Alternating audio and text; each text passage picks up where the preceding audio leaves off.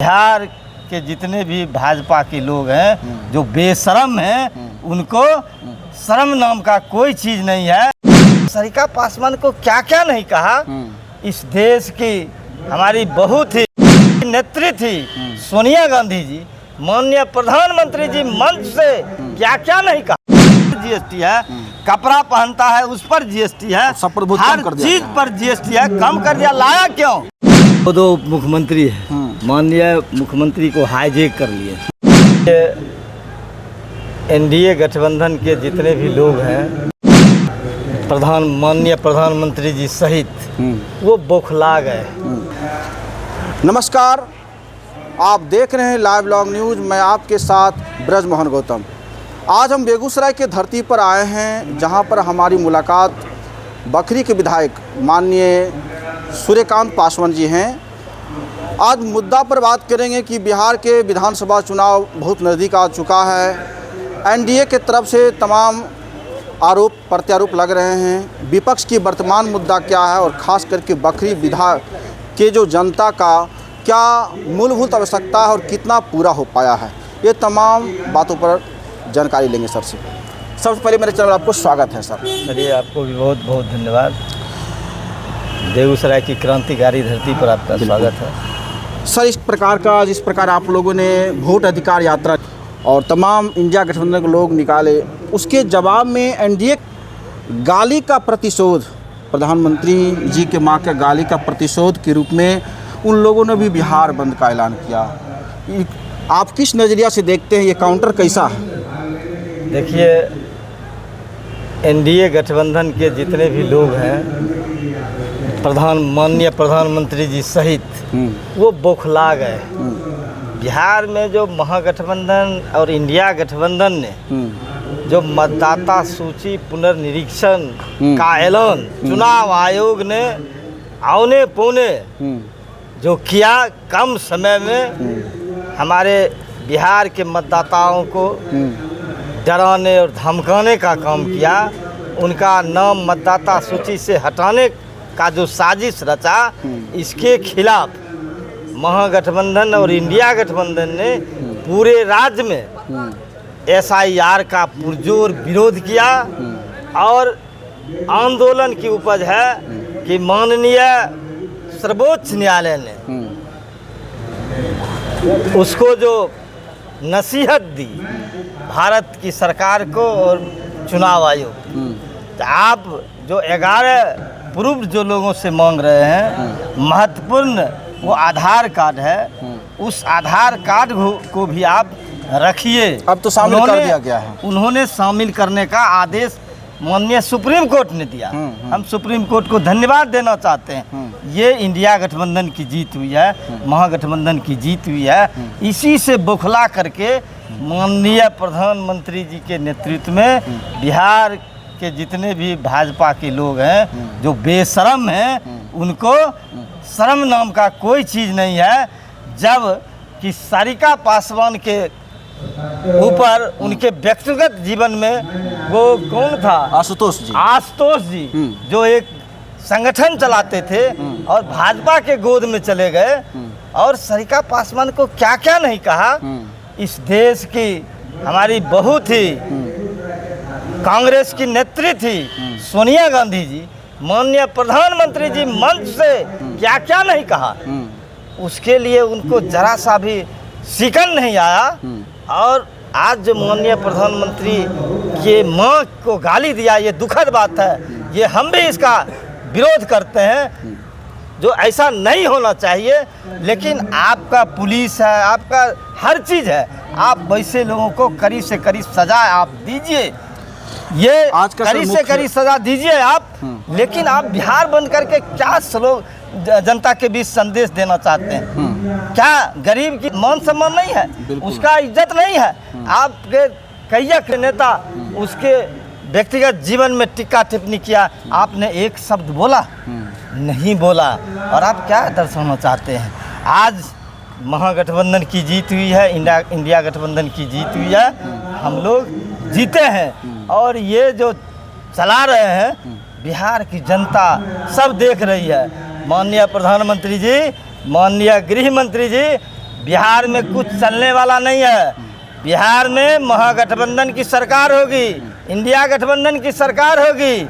आप जो पुलवामा हमला करके देश के गद्दी पर चले गए, ये संभव नहीं है। आप चाह रहे हैं जो बिहार के अंदर हम ये धर्म के नाम पर धार्मिक उन्माद फैला करके हम बिहार के गद्दी पर चले जाएंगे, ये संभव कतई नहीं है। 20 साल में माननीय मुख्यमंत्री जी ने आज तक बिहार में जो भी आज की हालात में, चाहे वो नाइट गार्ड हो, आशा हो, आंगनबाड़ी हो, इतने लोगों को जो चॉकलेट थमाने का काम किया, वो महागठबंधन की जीत है। महागठबंधन ने आंदोलन किया और वैसी आंदोलन की जीत है जो आज वह कह रहे हैं हम इतने लोगों को वो मानदेय दुगुना कर दिए। ये महागठबंधन की जीत है। और जीएसटी शर्म आना चाहिए उन लोगों को जो कह रहे हैं जो हम जीएसटी कम कर दिए हैं। आज जब दूध पर जीएसटी है, आज जब होटल में खाना खाने लोग जाता है उस पर जीएसटी है, कपड़ा पहनता है उस पर जीएसटी है, हर चीज पर जीएसटी है। कम कर दिया, लाया क्यों? और जो महत्वपूर्ण दवाई है, जो जिससे लोग उस दवाई को खा करके जिंदा रहते हैं, उस दवाई पर भी जीएसटी है। किताब जो पढ़ता है हमारा बच्चा, ये किताब है, इस पर भी जीएसटी है। शर्म आनी चाहिए। एनडीए गठबंधन के नेतृत्व में जो भी नेता हैं जो बोलते हैं जीएसटी कम कर दिया गया, जीएसटी ला करके इस हिंदुस्तान की गरीब गुरबा जनता को दोहरी मार में धकेल दिया है। हर जगह जीएसटी देना पड़ता है। आप रिटेल में भी जाइए। आप एक तरफ कह रहे हैं कि मोदी सरकार वादा जो किए वो पूरा नहीं कर पाए, लेकिन माननीय मुख्यमंत्री नीतीश कुमार जो वादा किए थे उन्होंने तो पूरा किया।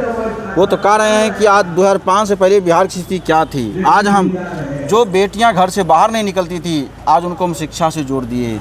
जो लोग कभी स्कूल के चौखट नहीं देखते थे, उनको मुख्य धारा में हम जोड़ दिए, रोजगार दिए। आज तमाम जो यहाँ तक बेगूसराय में 6 लेन का पिछले सप्ताह उद्घाटन भी किए, शिलान्यास हुआ और तमाम चीज़ विकास का दावा पेश कर रहे हैं। और आप लोग उनके स्वास्थ्य के बारे में बार बार प्रश्न कर रहे हैं।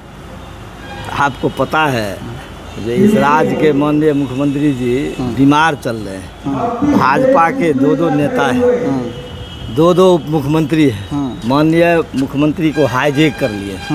उनको अपने दिमाग से वो नहीं चल रहे हैं, उनको काम करने नहीं दिया जा रहा है। जो फर्स्ट राउंड में माननीय मुख्यमंत्री नीतीश कुमार जी थे, काम किए, उसका हम लोग सराहना करते हैं। वो काम किए। जब भाजपा के गठबंधन में वो चले गए, उनके नेतृत्व में जब चले गए, तो वो नीतीश कुमार नहीं रह गए। वो नीतीश कुमार भाजपा के गोद में चले गए और भाजपा ने जो कहा, जो गरीब विरोधी इस राज्य के अंदर काम था, उस काम को उन्होंने किया। एक भी गरीब के हित में कानून नहीं बनाया। आप कह रहे हैं पुल बनाया, बड़ा पुल बनाया, रोड बनाया, ठीक है, लेकिन रोजगार की बात माननीय मुख्यमंत्री जी किए हैं? कहीं एक भी बता दीजिए फैक्ट्री खोले। आज बिहार के अंदर जितने भी फैक्ट्रियां थी आज बंद है, एक भी फैक्ट्री इन्होंने नहीं खोला। 10,000 रुपया दे रहे हैं महिला लोगों को। अरे वो देने से क्या होगा?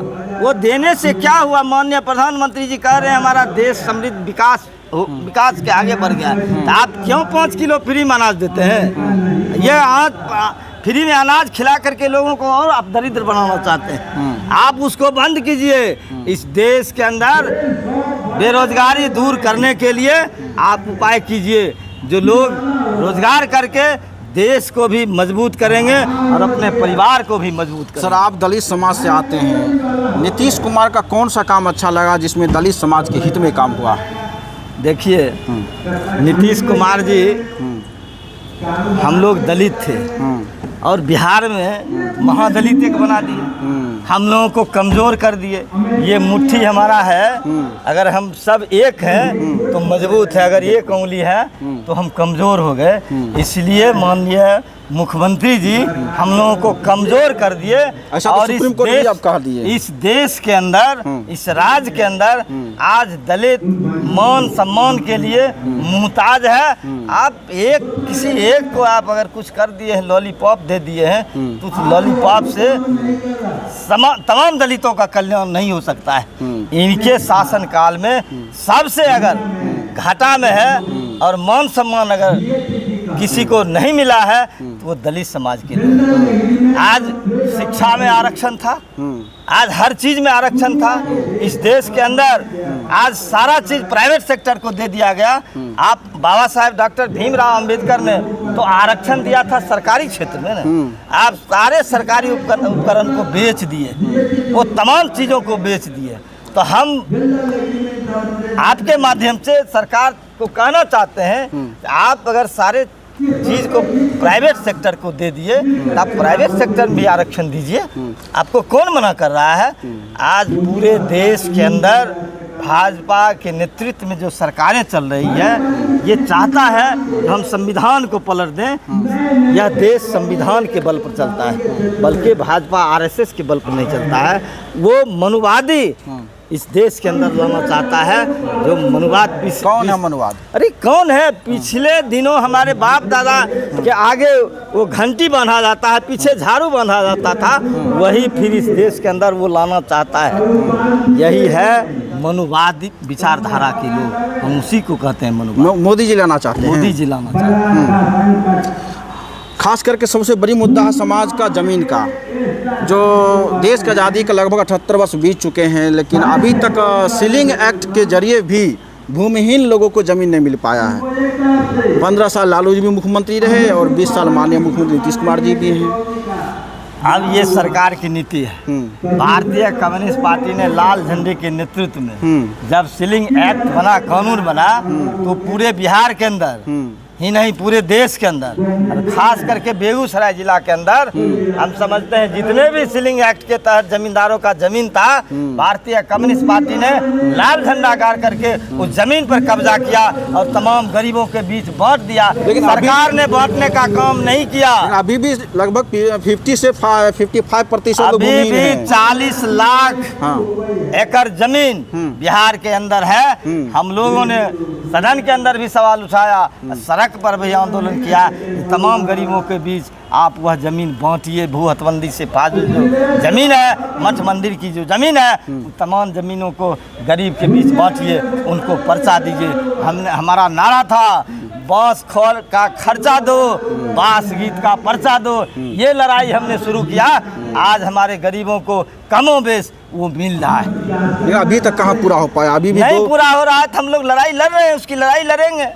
हमारे महागठबंधन की सरकार होगी, पत्रकार महोदय, महागठबंधन की सरकार होगी तो पूरे बिहार के अंदर जितने भी गरीब हैं, वो सीलिंग एक्ट की जो जमीन है, हथबंदी से फाजिल जमीन है, उस जमीन को हम लोग बंटवारा करेंगे गरीबों के बीच। क्या ऐसा संज्ञान तेजस्वी यादव के संज्ञान में है? एकदम संज्ञान में है, पूरे संज्ञान में है। वर्तमान में महागठबंधन के द्वारा किस मुद्दा पर बिहार में विधानसभा चुनाव की तैयारी किया जा रहा है? आज बिहार के अंदर पूरे बिहार में लॉ एंड ऑर्डर नाम का कोई चीज़ नहीं है, सरकार नाम का कोई चीज़ नहीं है। दिन दहाड़े हत्याएं हो रही है, लूट हो रहा है, बलात्कार हो रहा है।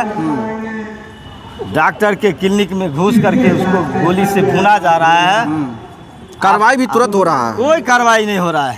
कुछ कार्रवाई नहीं हो रहा है। पहले तो फिर आज अगर महिलाएं पटना के अंदर और बेगूसराय के अंदर घूम रही है चेन पहन करके, तो उसका चेन झपट करके छीना जा रहा है। उसको देखने वाला कोई नहीं है। पुलिस प्रशासन बिहार में इसके नाम का कोई चीज़ नहीं है। क्या ये लगाम है, अफसरशाही चरम सीमा पर है, भ्रष्टाचार चरम सीमा पर है। ये सारे मुद्दे को लेकर के आगामी चुनाव में हम लोग लड़ेंगे। बखरी विधानसभा से आप सर मान अभी वर्तमान में विधायक हैं, क्या लगता है कि आपको कौन सा काम अभी आपसे छूट चुका है जो आगे के टर्म में करना चाहते हैं? हमारा काम बखरी में जनता ने जो जिम्मेवारी दी थी शिक्षा और स्वास्थ्य के क्षेत्र में, हम लोगों ने उसको कमोबेश पूरा करने का काम किया है। अब बचा है, हमने अनुमंडल स्तरीय डिग्री कॉलेज बनवाया है, वो बन रहा है। अब मेरा प्रयास है जो प्रत्येक ब्लॉक में डिग्री कॉलेज हो, प्रत्येक ब्लॉक में हो, प्रत्येक ब्लॉक में सामुदायिक स्वास्थ्य केंद्र हो, सभी चीज़ों से लैस हो वो स्वास्थ्य केंद्र, सभी पंचायत में हमारा पंचायत सरकार भवन हो, शिक्षा का बेहतर व्यवस्था हो। हमारे विधानसभा के अंदर एक महिला कॉलेज नहीं है, हम उसके लिए चाहते हैं महिला कॉलेज एक भी बने वहाँ। ये सारा चीज़ हमारा अगला एजेंडा है, हम उस सारे एजेंडा पर काम करने के लिए जा रहे हैं, ये आप नोट कर लीजिए। आखिर क्या कहना चाहेंगे? बखरी विधानसभा से लेकर बिहार विधानसभा महज 2 महीना बच चुका है, अपने जनता से क्या अपील करना चाहेंगे? हम अपने जनता से यही अपील करते हैं कि महागठबंधन ने 17 महीने में जो काम किया बिहार के अंदर, यहाँ के नौजवानों को 5 लाख नौजवानों को नौकरी देने का काम किया, रोजगार देने का काम किया, सही शिक्षा देने का काम किया, स्वास्थ्य के क्षेत्र में काम किया, और आगे आने वाला जो महागठबंधन की सरकार होगी, माँ बहन योजना के तहत 2500 रुपया प्रत्येक माह उनके खाता में दिया जाएगा। हम लोगों का जो ये वृद्धा पेंशन राशि है, विकलांग पेंशन राशि है, हम लोग ऐलान किए हैं।